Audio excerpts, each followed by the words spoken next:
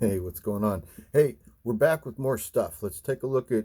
I'm back in the hall at that rack that we were looking at a couple of videos ago.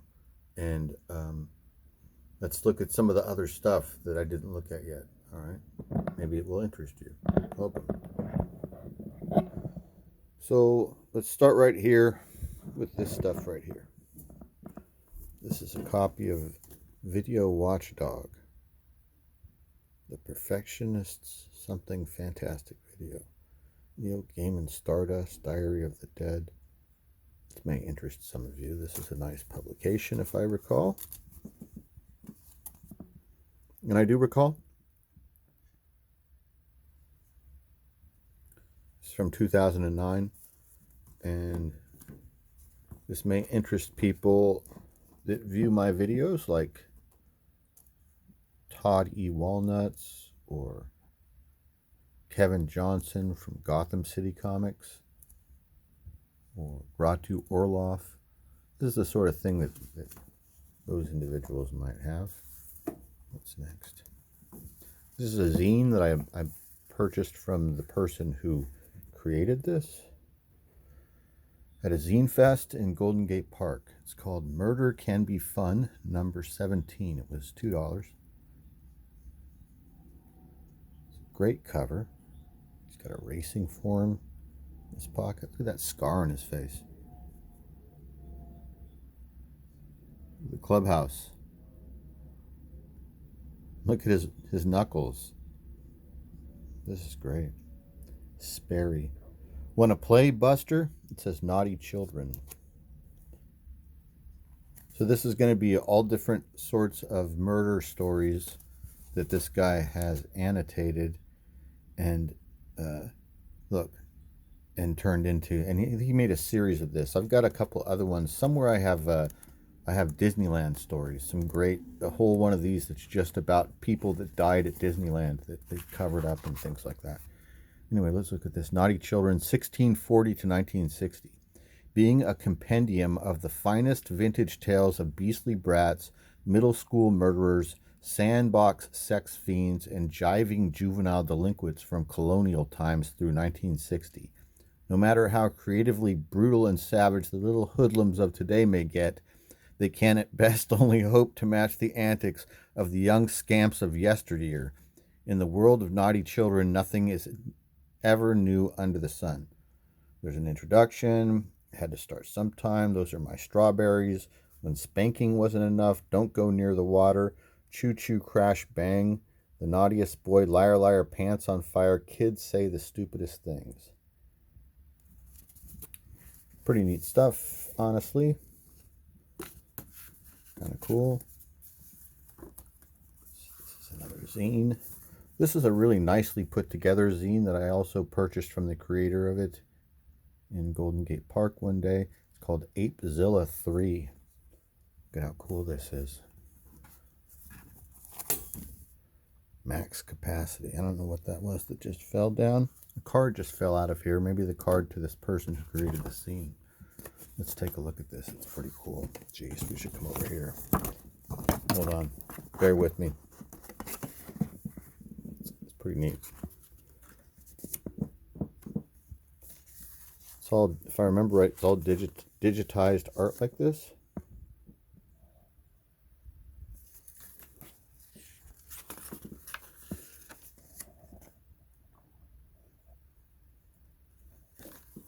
My stomach just growled. You might have heard that.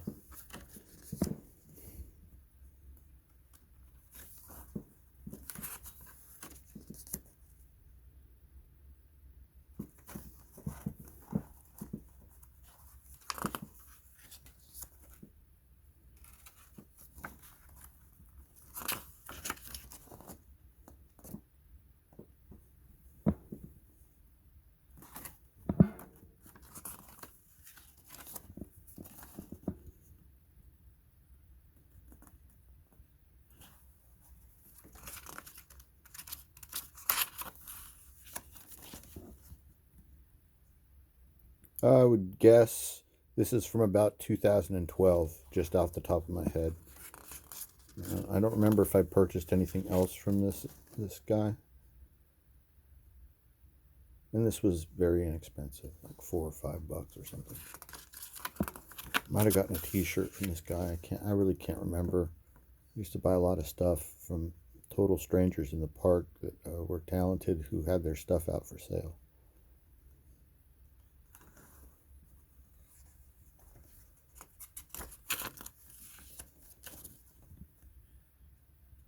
Wow, these are great. It's really cool. These are great.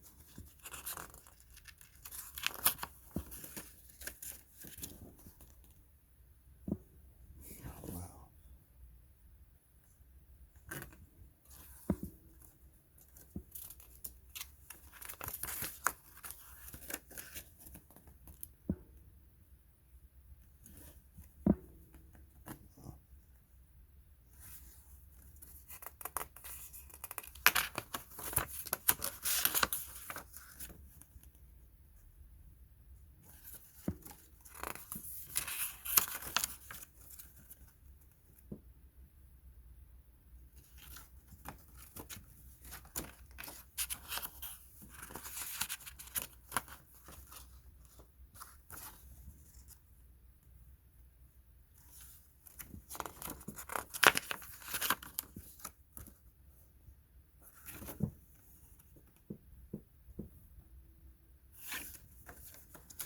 Nice, huh?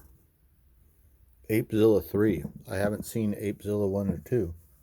Those are cool. Whispers Under the Wharf. So I remember reading this when I was a kid, when this would have first come out, or when I first was given this by my mother. This is about the Monterey Wharf, about Monterey Fisherman's Wharf, not San Francisco's Fisherman's Wharf. This is the wharf that I grew up on my whole middle school through high school years. My friends and I used to walk to this place and hang out here. You know, we were like I know it like knew it like the back of my hand. And we would hang out here before everybody started getting cars and before we started driving around all night. Before that, we would walk around all day, and this is one of our daily destinations. So this is a book about a ghost story of Fisherman's Wharf, but there's a lot of ghost stories at this place. It's a small Fisherman's Wharf by comparison to the one in San Francisco. It's signed by the author, Vincent DiGirolamo. Yeah. I don't know if he wrote anything in here. I just signed it. I remember liking this. I read this when I was about 13 or 14, I want to say. What else is over here? Deluxe paperback. This is just all random stuff. It's all everything is all only over here right now because basically because of size. It's what happens to fit an open space at any given time over a period of months or something. It often shifts and changes, but right now this is just what's here. There's no reason for it to be here other than that these books are about the same size, I think. The Road Less Traveled, a new psychology of love, traditional values, and spiritual growth. Maybe you are familiar with this book.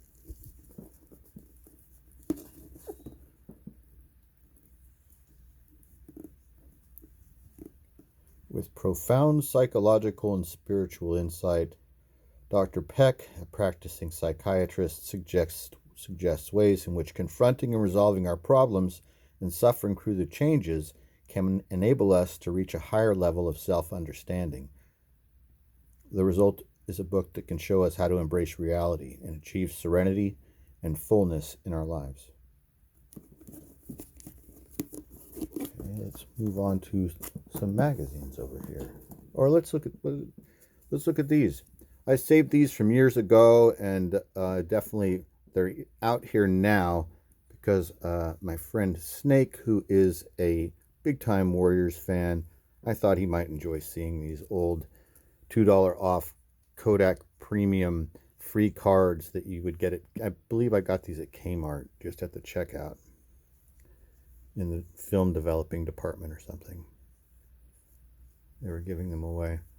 I don't know what the year is. I don't know, 1991, 1992, 3, 4, something like that. They're cool. I'm sure he'll appreciate those. This is another thing.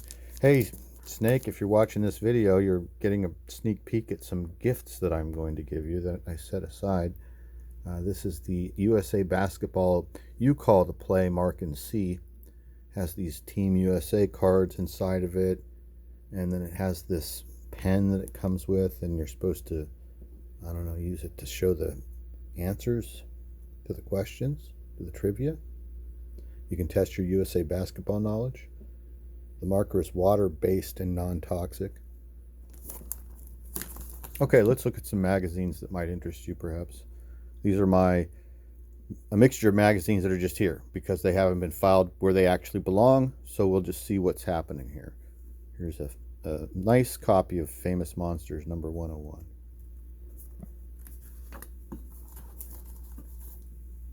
Here's the Crazy Hip Groovy Go-Go Way Out Monsters. This is really fun. This is a parody of a monster magazine. I recommend this if you can find it. It's very good. Famous Monsters, new special issue. It's the 72 horror-packed fear book. It's nice, right?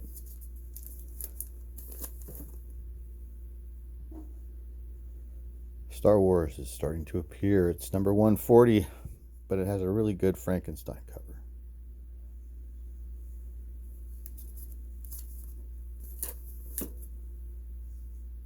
Here's Famous Monsters 54. That's Klaus Schwab on the cover, I think.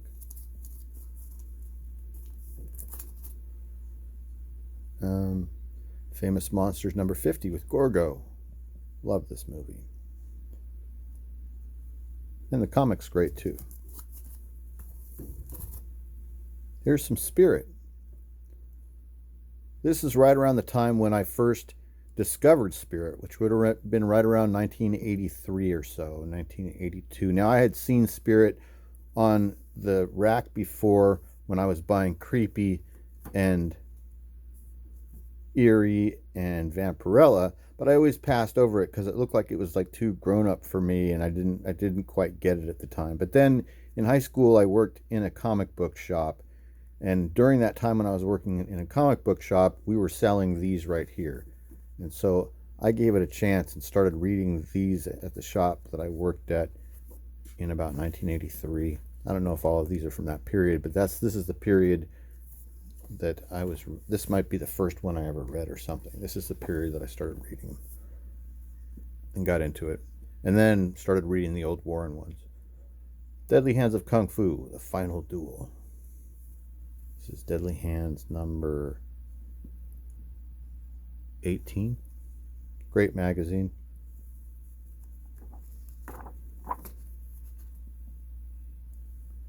Deadly Hands number 32. There's some significance to this issue, I think, if I remember right. I can't remember. These are just my copies that I purchased. I don't know, 70s.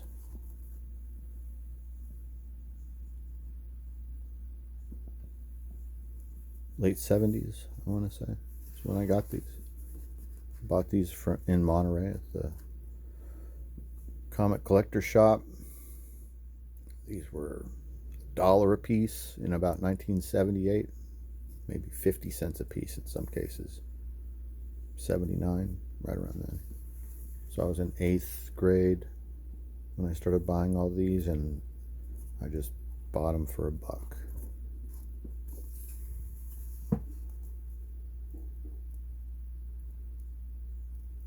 It's a great one. I remember this one. So this has got a big. This is supposed to be David Carradine on this cover. This is supposed to be Kung Fu. There's a whole article in here about Kung Fu, and it's really good. These are all good. We've been flying through these just because I've just been telling you where I got them, which was of zero significance, because the magazines themselves look really good, right? These are nice looking magazines. We skipped past this one too. That looks great.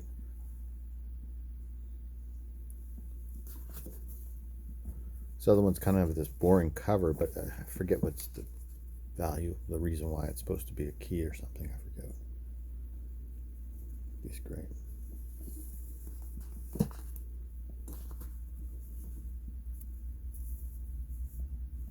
Number 4 is kind of cool. Wild West. So here's these spirits. These are great. Really good. I really recommend these. Anytime you find the spirit, you should give it a read. Number 14.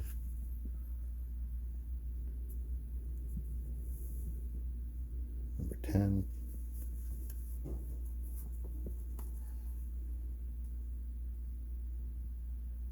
Number 9.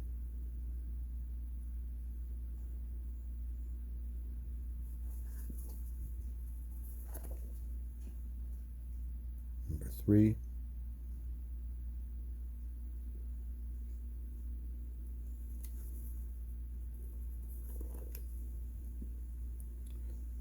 Number 2.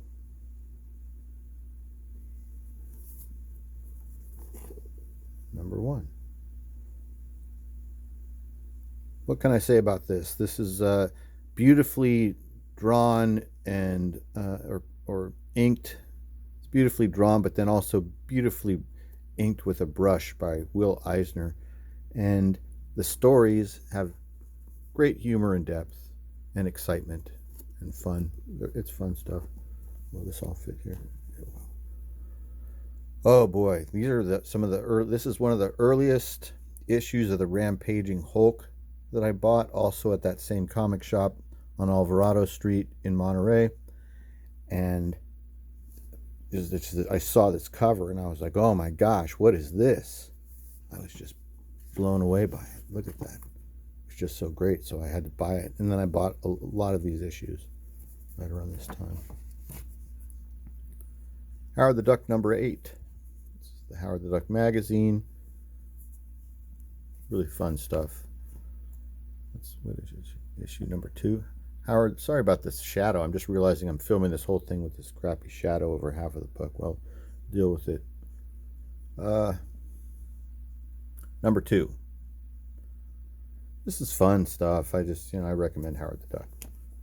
Here's the first issue of the magazine.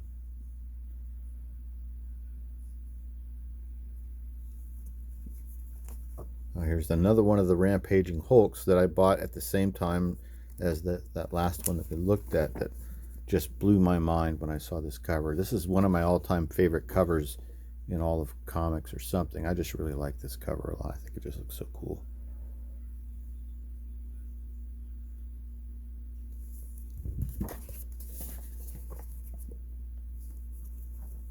Another one of these.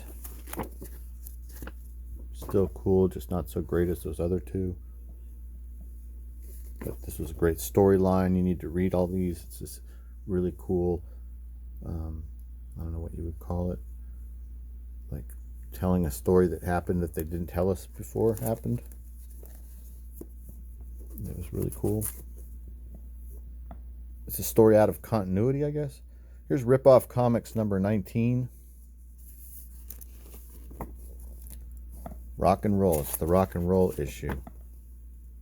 Who did this cover? Oh my goodness, it's Gilbert Shelton, you guys. I didn't recognize the art at first. Definitely, look.